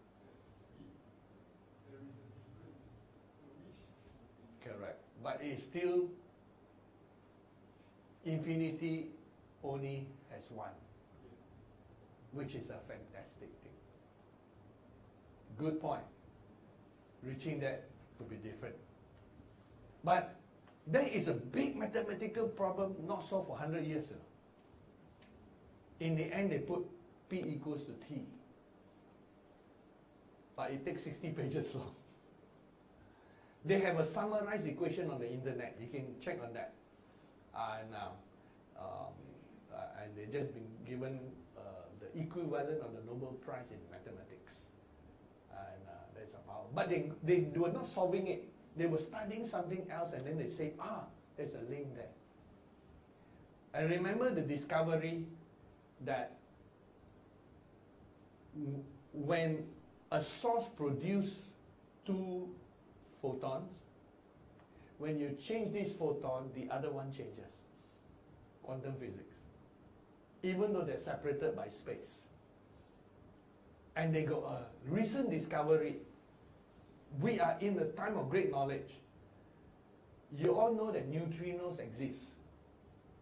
Neutrinos are are like massless particles. It's not neutron. Neutrons are big. They're part of the nucleus of atom. Neutrinos, tiny little thing, and they're supposed to be without mass. Recently, they discovered the first interaction of a neutrino with a nucleus, which you couldn't measure before. So they say, if it interact means it has mass, but its mass is close to zero, so what is it? Question still being asked. So there will be always discoveries, like answer your question, of calendar events in the natural. God chose different humans to bring about knowledge. Do you know that when Isaac Newton, who happened to be a Christian, discovered the laws of gravitational pull, the three laws of Newton, he did it with a new type of maths. The binomial theorem summarized into the calculus type. So the calculus was tied to that usage. It took a new type of maths to unveil the mysteries of the universe that God has for us. And as I say, everything points from the spiritual dimension. Fascinating dimension. But as I say, chapter 13, Barnabas and Saul. What I want you to see here is by chapter 14 and 15. See, in chapter 14, this scrolling looks horrible on my screen because it's so huge. Okay. Now my Acts chapter 14 here. It says here when they were at Lystra and they healed the lame man, they say in the Lycaonian language in chapter 14 verse 13, the gods have come down. And Barnabas they call Zeus, because as long as Paul was with Barnabas, always TT and Tycho personality. Remember, Paul was, if you're a nice man and this guy has helped you in 4 different things, there's a sense of respect and obligation you always give all your life, right? Seafood is a seafood. Until the seafood dies and seafood goes to heaven and doesn't exist anymore, as long as the seafood comes around, you still respect. Like, my father has gone home to heaven. But let's say, when I'm with my mother and visiting my mother, if I visit my mother, no matter who I am, I can be a king, a president, or whoever. My mother is my mother. I will bring coffee for her, tea for her, because she is still my mother. Correct? There's that always will be. It never changes. And the respect you must give. As long as Barnabas was around, Paul's wings cannot grow. God has to separate them. And so you see in verse 14, the apostles Barnabas and Paul. Barnabas is always named first. In the Bible, it's very Asian. The first named one is the senior guy. And but not always in the age. Because Shem is actually the middle child. But Japheth is the first child. But Shem is the one that God chose. So Shem is always named first. So in the spiritual age rather than natural age. And so there they were. And then in chapter 15, there's a changeover. Look, verse 2. Therefore, when Paul and Barnabas, suddenly there's a shift. 2 chapters, Barnabas and Paul. Barnabas. Then suddenly, Paul and Barnabas. Because Paul was growing to be the main decision maker. So they determined that Paul and Barnabas, again notice the word Paul and Barnabas, and so this time at the Jerusalem Council, you know why? It was not Barnabas who dared to disagree. Barnabas' strong point was the agreeable man. But agreeable men not good for debates. Not good for changing the direction. Not good for doctrine. Because he dare not question. You know why it's Paul and Barnabas? Paul is the one who questioned. How can these people be? How dare they say they're from Jerusalem? I'm going to Jerusalem. Barnabas said, Titi, my. Oh! It was Paul who led the way. And when they were there, Paul was the one who brought the matter. Barnabas was a choir. Because Barnabas was submissive to all the apostles. He had known them. He had been submitting to them all his life. He asked him to question them. But Paul was an outsider. He dared to question. So he questioned. Thank God for him. Otherwise today we're all Jews. Because the doctrine was that all Gentiles must become Jews. Because of Paul, you are free from that. Brave man. But he did it at that time. He was in a minority. Because the majority were all Jewish fellows looking. Who does this guy think he is? And verse 12. They all kept silent, and then this one is Barnabas and Paul. You know why? Because while in the presence there, Paul still gave respect to Tycho. He must. Because he's still senior to him. So you can see that in leading the way, but when actually come to the actual meeting, he still, when he come to speak, what is the proper order? Hey, Tycho, you say what you want first. Tycho said, hey, I say what I feel, nothing, then you take over. Okay, but you go first. Respect, correct? One of the things when I was mixing with the Kachin people, all those things, so sometimes I want to ask them to say grace and all that. So there was one time there was fellowship at my house, and then I had visitors from they're quite a good group. Those who did well in their exams in their Kachin church in Myanmar, the church then rewarded the youngsters they must have A's, they must all be top. They rewarded them with a trip to Singapore. Wow, supported by the church. And so they came, and they came with some of their local leaders. So the local leaders come, and two of them I came to know as pastors too, or whatever. So I was with my best friend in the church there, which was the youth leader. And since I know him best, so we're going to say grace. And then I said, hey, you say grace? And then he looked at me. They said, can I ask him to say grace? He's pastor. And he said, can you see the respect that they're giving? Because he was a youth leader. That was a pastor. And I wanted him to say grace. He straight away passed it on to the most senior of them whom they respect more and higher spiritual authority. So you have that in your culture. And so you have it here. And there, before the people, Barnabas was given the leeway by Paul. And it would be the most polite thing, correct? It would be polite for Paul to say, since you're senior, you speak first. Then after I speak. And so that was the order. So, but you know Barnabas are not as fully convinced as Paul. Because in Galatians, Paul talked about how Barnabas, don't dare to sit with the Gentiles, even though doctrinally he can. And he quickly, shift to sit with the separate from the Gentiles when the Jews came in, and he scolded Barnabas for that. So he's not fully as convinced as Paul. Finally, they all agree, and then when they write the letter, acknowledge, notice they call Barnabas and Paul. This small little thing also got teaching. See, they got this protocol. They still got respect for one another. Like I say, in our society today, people got no more respect. And the lack of respect that people are growing up with had crept into churches and different things.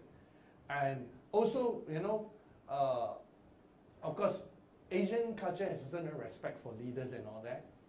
In our Australian culture, we don't even have the Jewish culture of respecting leaders.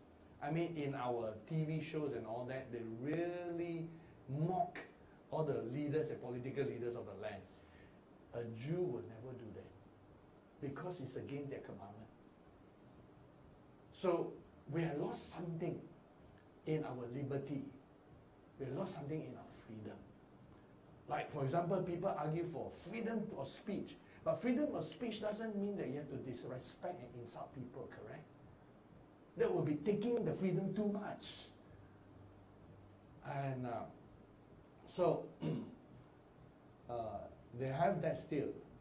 Then finally, it says here, when they finish the official speech, in verse 35, when the Bible records, this is the record by Luke.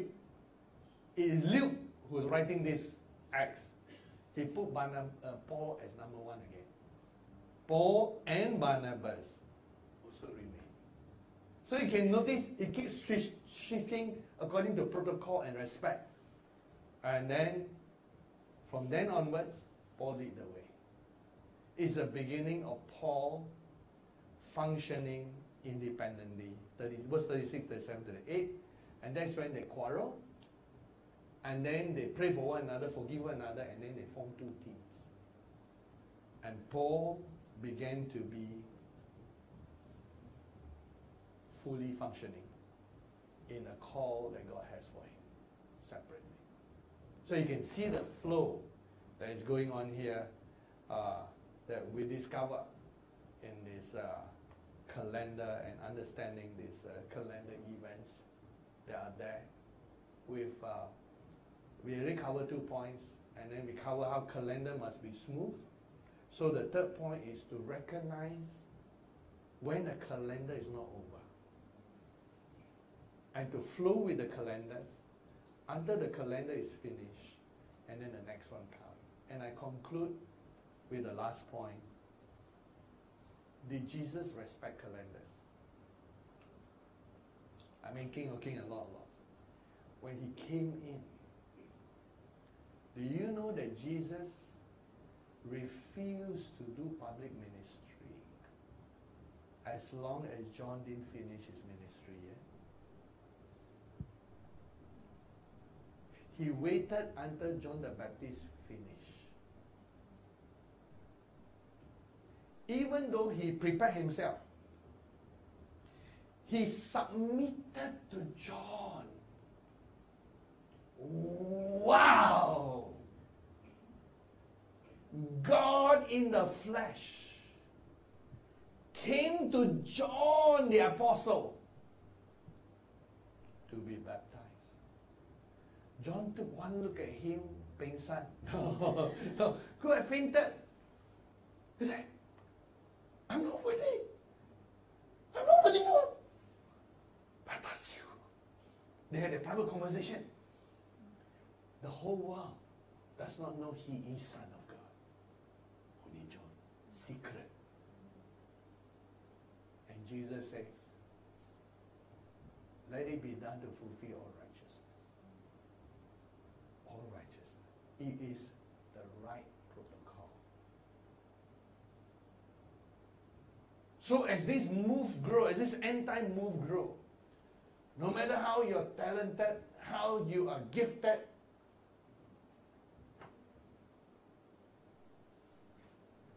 Taka is still Taka, Titi is still Titi. Those who go before us still need respect. You respect them as much as you respect your father or your mother. Even if they lose their charisma. Even if they lose their publicity. Like if today you come across a retired old missionary who has done a great work for 50 years. And if that person has done work way before me, let's say if I visit some of these places and try, and if the person is still alive, I would serve that person with a cup of tea and whatever, because they have gone before us. It is important to respect, because that person will have been calendar to that group of people. That's how that people are led. There's always calendars happening everywhere. So you go to a new area, new territory, you recognize who are the calendars going on. What's happening? You flow with that. That is there. And You could be the next big thing that comes. Wait your turn. Serve under your turn. Be an Elisha. Serve your turn. Don't be too fast to have benefits of yourself. Like Gehazi. Gehazi, the servant, still serving. In between, start wanting to make profit. Tell Naaman, oh, by the way, I think the master got some people come, go, got clothes, go, give to me. He want the profit in between. As if his master doesn't know. Hey, he was trying to make profit. Actually, Judas was this kind of character. Judas get to know everybody because, of Jesus Christ. And he know where the best houses are. He profit from Jesus. No good character. And our Lord Jesus respected that. Respect protocol.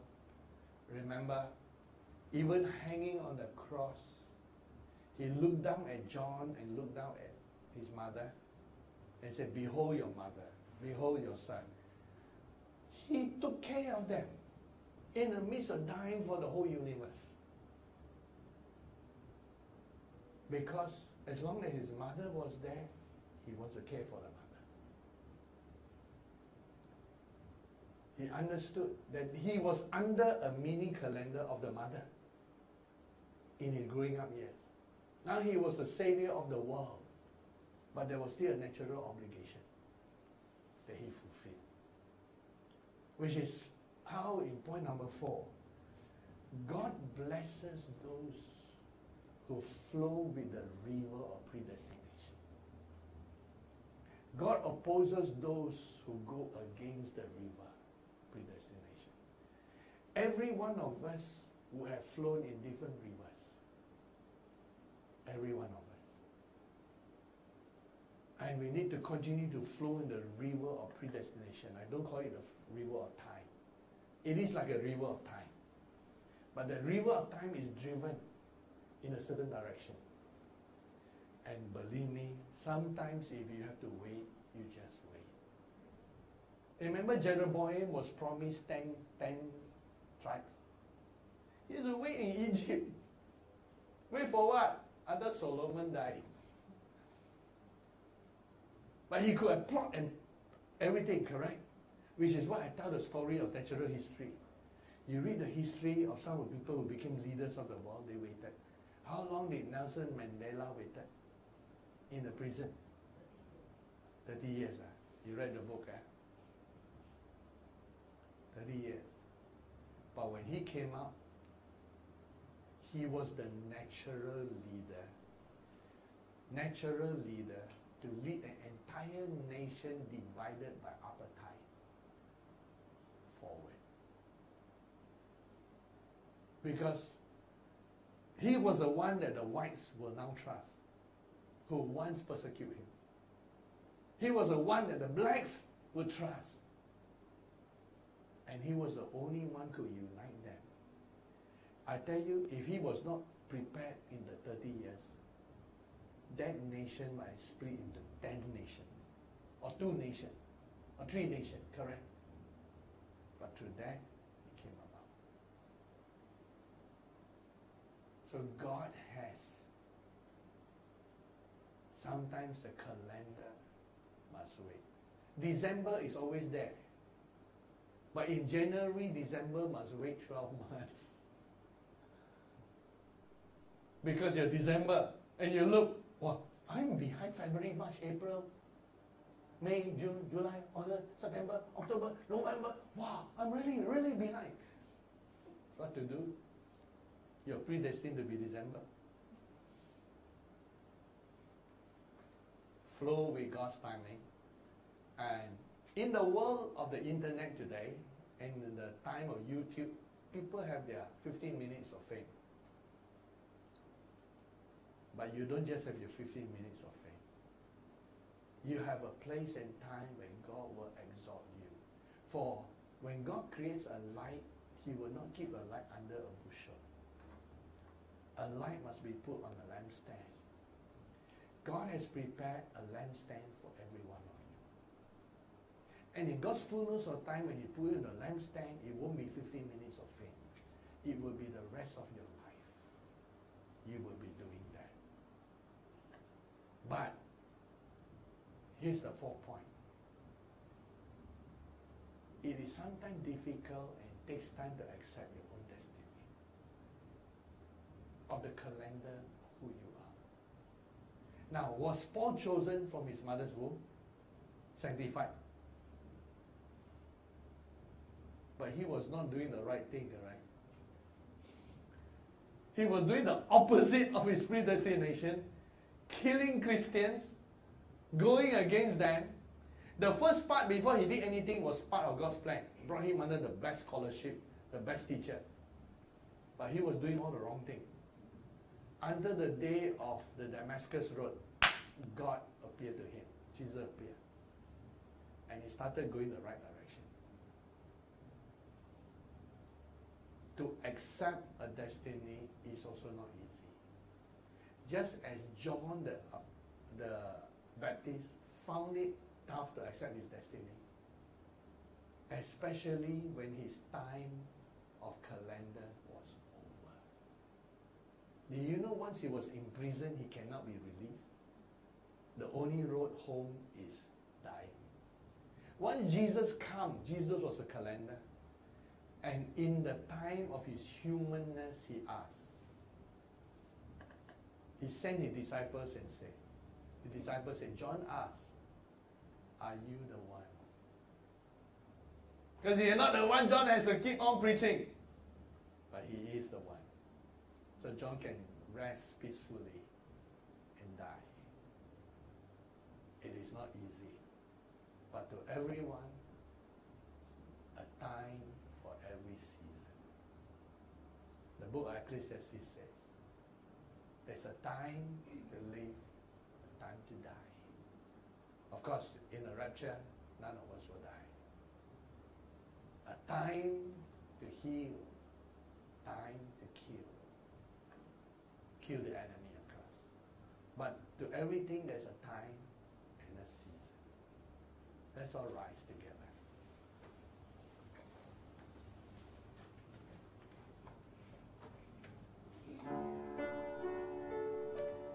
In His time, in His time,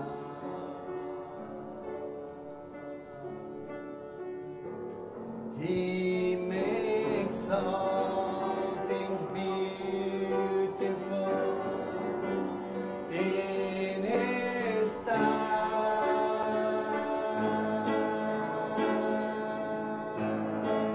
Lord, please show me every day as you're teaching me your way, that you do just what you say in your time.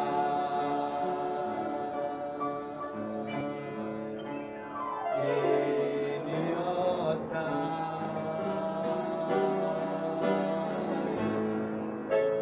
In your time. You make all things beautiful in your time.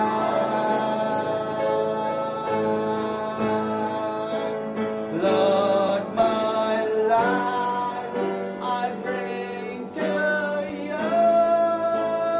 May a song I have to sing be to you a lovely thing in your time.